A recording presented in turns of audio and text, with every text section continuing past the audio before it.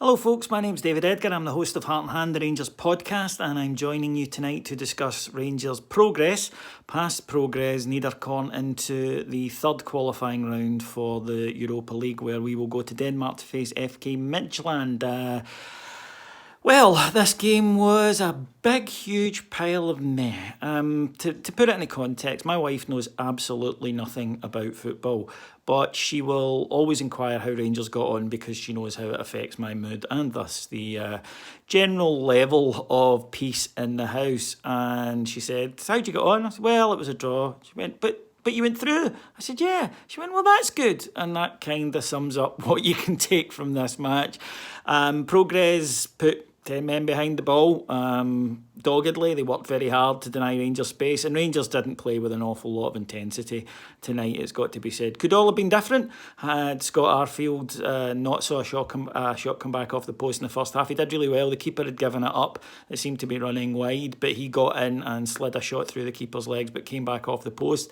And Rangers were content just to make sure they kept it tight, didn't give anything away. And what you had was a rather weird situation where you had a team who didn't need to go for it and therefore weren't, and you had a team who did need to go for it but wouldn't. And the game wasn't much of a spectacle accordingly. Into the second half, I expected Progress to come out a little bit and Rangers to get chances. That's what happened, but Rangers weren't clinical. Shea Ojo really took over in the last 20 minutes and missed a great chance himself. Alfredo Morelos could have had a couple.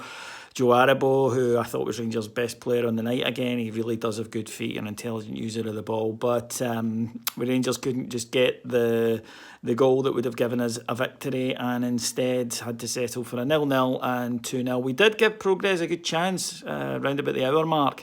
A shot was beaten away by Al McGregor. Connor Goldson was slow to react, and it ended up with a chance in front of goal for the Progress captain, but luckily he skied it over. And, it's one of these games. Rangers have done exactly what they needed to do. And from that point of view, we're happy. We're through. And trust me, I feel a hell of a lot better tonight than I did after the corresponding match 2 years ago. So I'm not going to complain too much about that. But concerns again.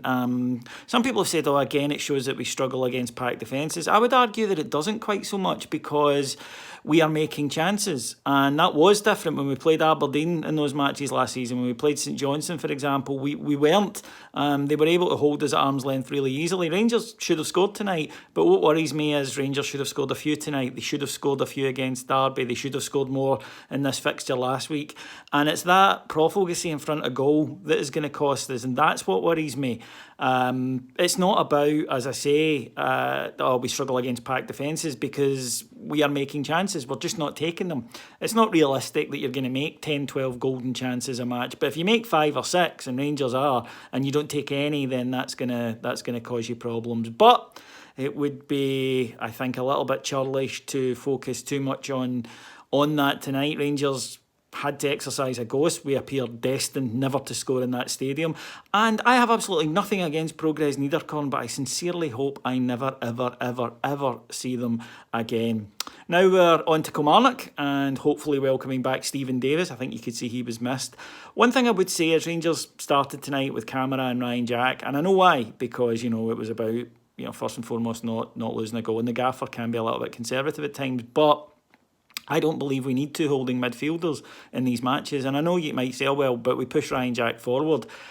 That's not his position. Put a player in there that's a natural attacker. Tonight there were instances as well where Joe Aribo's back getting the ball off the defenders, and that can't happen. If we have an attacking midfielder and two defensive midfielders, then for the defensive midfielders to be in front of the attacker seems arse over tit for me.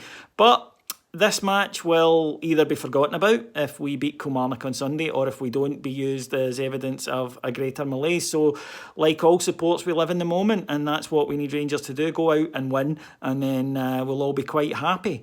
I'll be back on Sunday after the match, and hopefully I will be talking about a Rangers victory. Till then, if you want all the build-up, all the latest news, all the best year's content on the internet, then come to our Patreon site, www.patreon.com/heartandhand, where for the price of just $1.99 per month, you will get splendid Rangers audio content. Thanks very much for listening to me. 2 hours that you're probably never going to get back, but there's another 5 from me, and I'll speak to you again on Sunday. Take care. Bye-bye.